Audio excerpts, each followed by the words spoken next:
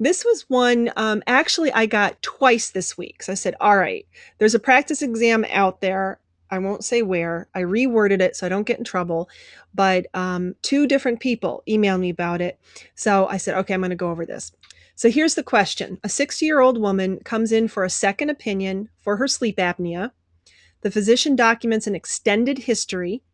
She's had it for the past 4 months. Sleep is disrupted by frequent awakenings and getting worse due to anxiety and snoring. Current medication that she is now on is not helping. An extended review of systems indicates she feels tired all the time, has some joint stiffness and night sweats. She is going through a divorce. Doctor performs a comprehensive exam and moderate medical decision making.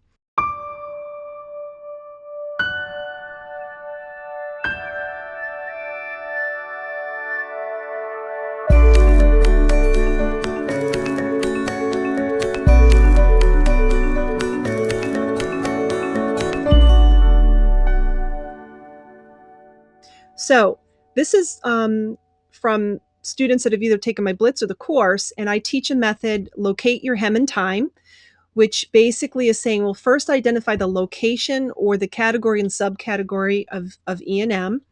And in this case, the answers are 99203 and 204, which are office new patient codes. And then 214 is an established, and 243, I think, is a consult.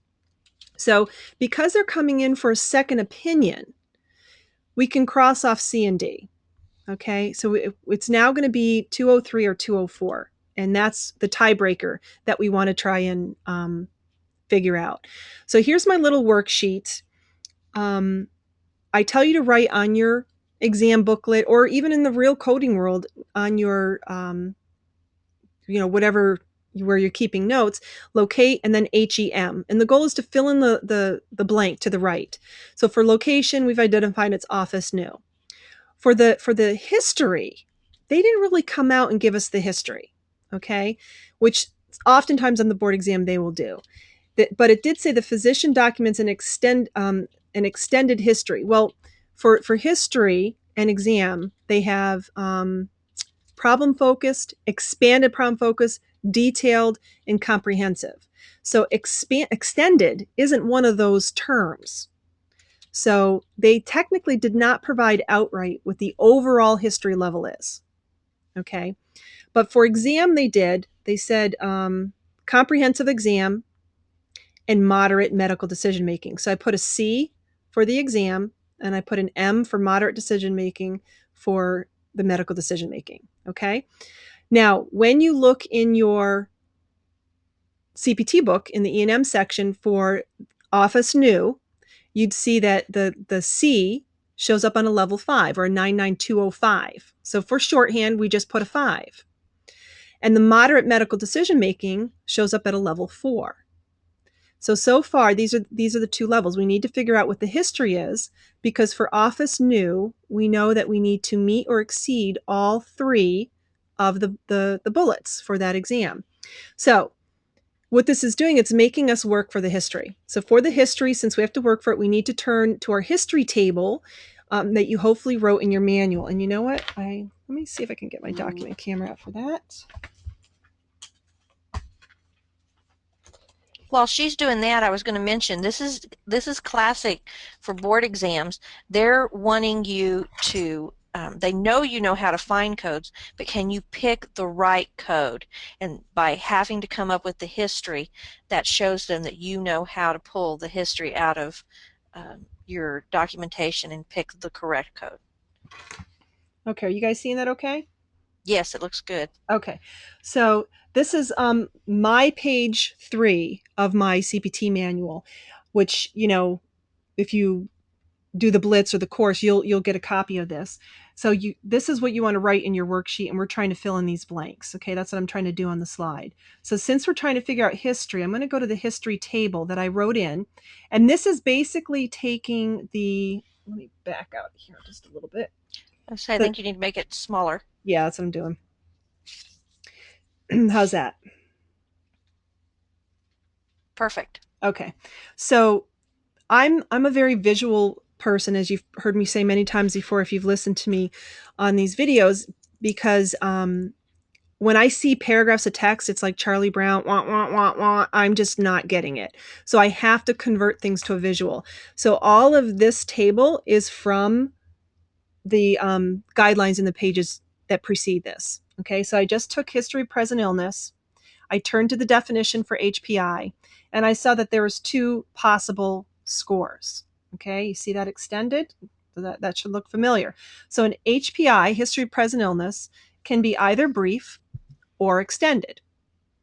Well, they told us it was an extended, right? Okay. So the next piece of history is review of systems. And you can have no review of systems done. You can have a problem pertinent, which is basically one system. Problem pertinent that's extended, that's 2 to 9, or complete, which is 10 to 14 systems. Now, review of systems sounds a lot like the exam because you're talking about cardiovascular, genitourinary, so it sounds like things that you would examine, but it's what I call the talking, not the touching. Sounds a little perverted, but they're asking the patient questions about those organ systems because it's something that they can't measure or palpate or weigh. They have to find out, well, are you having headaches too? That kind of thing. They can't look at you and see that you're having a headache. You have to tell them. Then the third piece to history is the past family social history. Or someone recently said, "Oh, PFISH." I'm like, okay, whatever works. But there's three distinct pieces: past history, family history, and social history.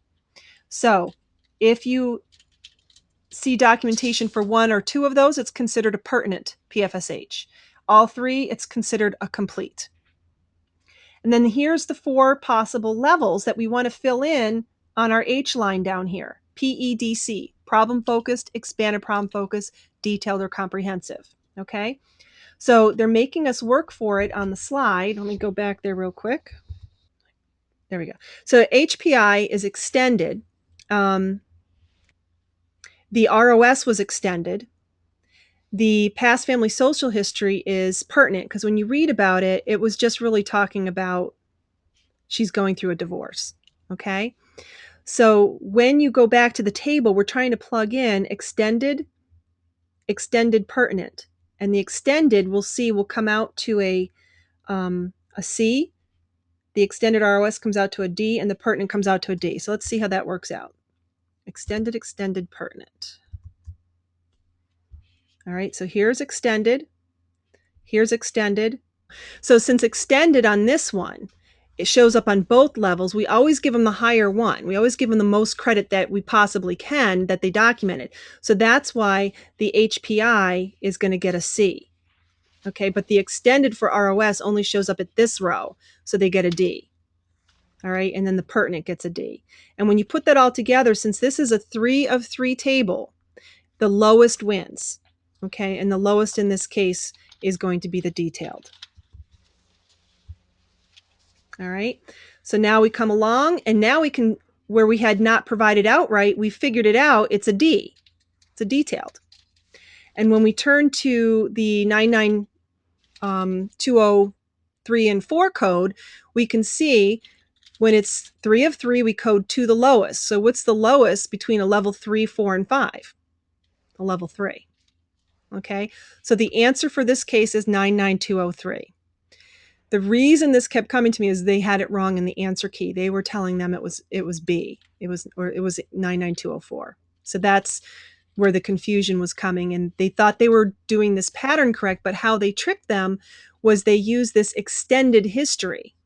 And they're thinking, oh, E, extended, but it's actually expanded problem focused history. So you had to go back and really look at it closely and use that table. So for those who haven't taken their certification exam, the heads up for you is that it used to be there's about 10 questions on E&M on the board exam. About 2 of the 10, I used to say they make you work for it. Now I'm hearing it's more like 4 to 5 of the 10. So definitely make sure you write your tables in your CPT manual so you can use them to help you figure out the missing slot.